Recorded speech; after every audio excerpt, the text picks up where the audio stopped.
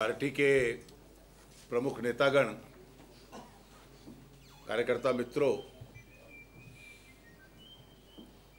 ये यात्रा जो युवा मोर्चा ने आयोजित की, अनुराग जी अभी कह रहे थे कि 12 राज्यों में ये शांतिपूर्ण तरीके से हुई।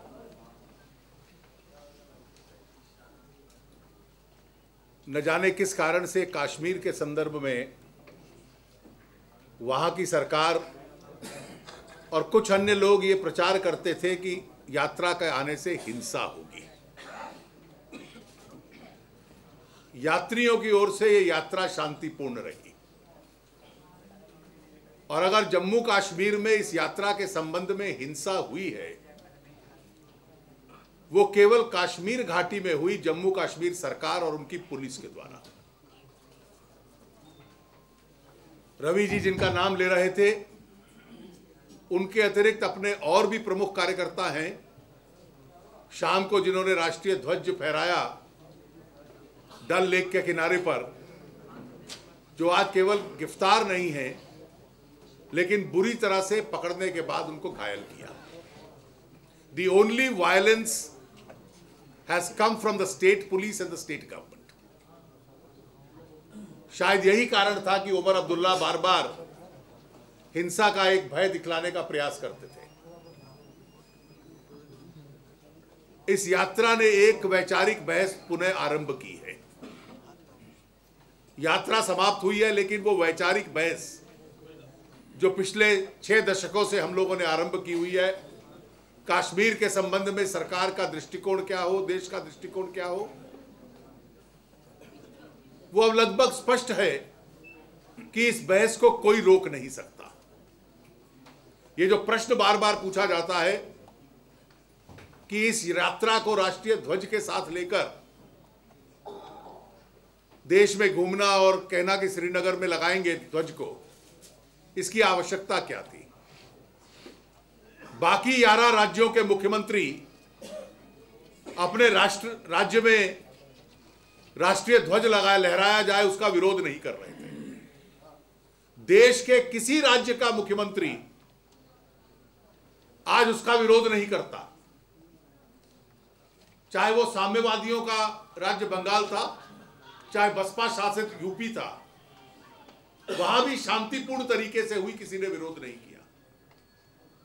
केवल एक राज्य है जिसके मुख्यमंत्री ने औपचारिक रूप से कहा कि इस देश के गणतंत्र दिवस के दिन राष्ट्रीय ध्वज हाथ में उठाना, मैं इसको अपराध मानता हूं और भारतीय जनता पार्टी का जो कार्यकर्ता उठाएगा उसको पकड़ा जाएगा, उसको पीटा जाएगा। उसमें से कई लोग श्रीनगर और दिल्ली में फ्रैक्चर के साथ हैं। इसके राजनीतिक परिणाम क्या होंगे, ये कल्पना कर लीजिए। पिछले 3 दिन से जो हुआ वो कई बार विचारणीय नहीं, इट्स अनथिंकेबल। इमरजेंसी में अडवाणी जी इस प्रकार की घटनाएं होती थी कि पुलिस हवाई जहाज में घुस जाए। पुलिस का आदेश जो मेरे पास है उस पे लिखा है कि सुषमा जी को, आनंद जी को और मुझे हम सुरक्षा प्रदान नहीं कर सकते, इसलिए राज्य से आपको निकाल रहे हैं। हमारे मीडिया के मित्र, विशेष रूप से जो लोग रोज चर्चाओं में इसकी आलोचना भी करते हैं, इसको सोचें। उसके बाद 6 घंटे तक इलीगल डिटेंशन में बिठाई रखना, उसके बाद बिना किसी आदेश के, बिना किसी कानून के, आप राजनीति में वरिष्ठ लोगों को, दोनों हाउसेस के प्रतिपक्ष नेताओं को जबरदस्ती उठा के गाड़ियों में डालकर राज्य की सीमा से बाहर छोड़, कोई कानून प्रावधान इसकी अनुमति नहीं देता। मैंने जम्मू में भी आज कहा, यह पॉलिटिकल ऑब्डक्शन। हम सुनते थे कि कई बार पुलिस अपराधियों के साथ ऐसा करती है, बिना किसी आदेश के। हमारे पास कोई आदेश नहीं है कि हमें जबरदस्ती गाड़ियों में बिठाकर रात को 12 बजे राज्य की सीमा से बाहर छोड़ाए। ये सौभाग्य था कि वहां कुछ कार्यकर्ताओं को इत्तला हो गई और वो वहां पहुंच गए हमें लेने, नहीं तो सड़क के किनारे होते। कोई कानून अनुमति नहीं देता कि प्रोहिबिटरी ऑर्डर धारा 144 में राष्ट्रीय ध्वज फहराना अपराध है।